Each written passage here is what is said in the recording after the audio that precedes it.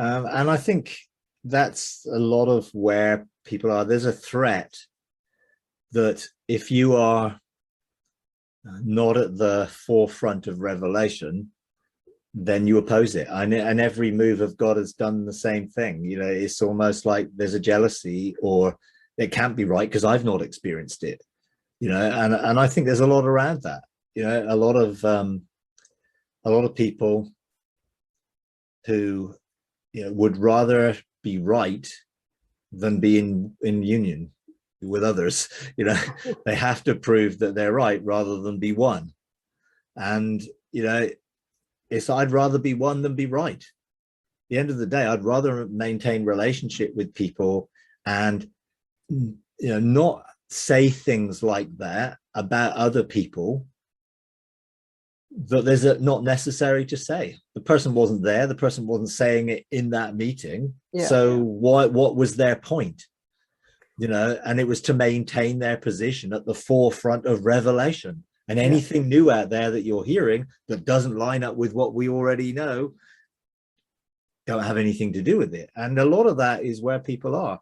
You know, their power is maintained by they are the cutting edge of everything, and they're the ones that are hearing God, and therefore other people who hear God differently, well, they can't be hearing him because God wouldn't speak to other people unless he spoke to us.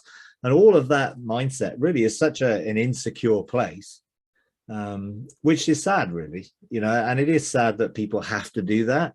But they're on their own journey. And I guess eventually, hopefully, if 10, 20 years time, he's willing to say now that what he did in the past was heavy-handed, well, maybe he'll then also realize that actually what he's now doing is the same heavy-handed thing, just in a different way. And hopefully he'll come to the place where he'll realize that, you know, but it is, you know, a lot of people are in that place, you know, sadly. And to be honest, it's like there's a lot of things I hear and I think, whoa, I have no idea about that.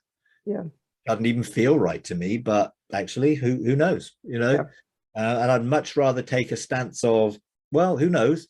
If God wants to show me that, I'm open to him to show me that. But at the moment, I've not experienced that, but that's okay.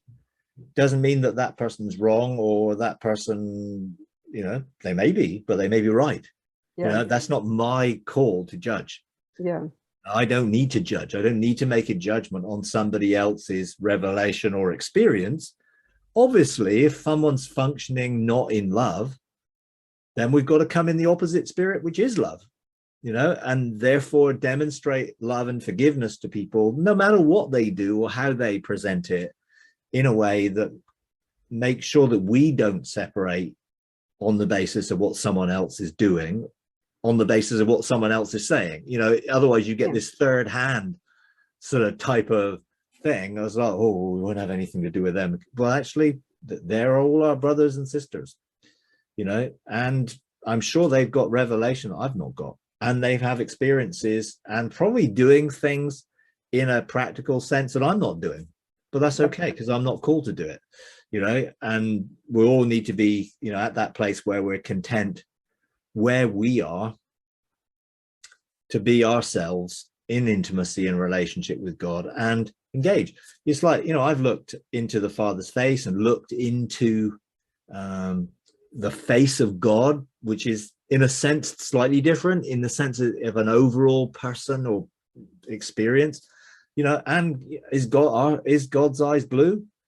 Well, his whole face has been blue when I've seen him, and the whole, you know, because it's been like facets of amazing light and color and awesome stuff, you know. But I'm sure God's quite capable of revealing himself with blue eyes to somebody if that has a particular meaning to them, and it will, and for some reason that may be way beyond what I know or need to know. Therefore, that's okay. And again, just because that is different for me doesn't make it wrong, you know. And I think that's the key in a lot of these things, just doesn't make it wrong. And because each experience is tailored for the person having it, you know, and that's okay. You know, it's only when we then try and oh, well, that's different from mine, so they must be wrong because their experience is different from mine. That again brings it back to, well, I must be right, because it threatens me if someone has a different experience. Why? My experiences are very different from other people. And I listen to those experiences and, wow, that's amazing. That's wonderful that's your experience engaging the Father. Hi, everyone. We're starting a Patreon page, patreon.com/freedomarc. And we would like to invite you to partner with us in taking the message of God's unconditional love, limitless grace, triumphant mercy to a bigger global audience.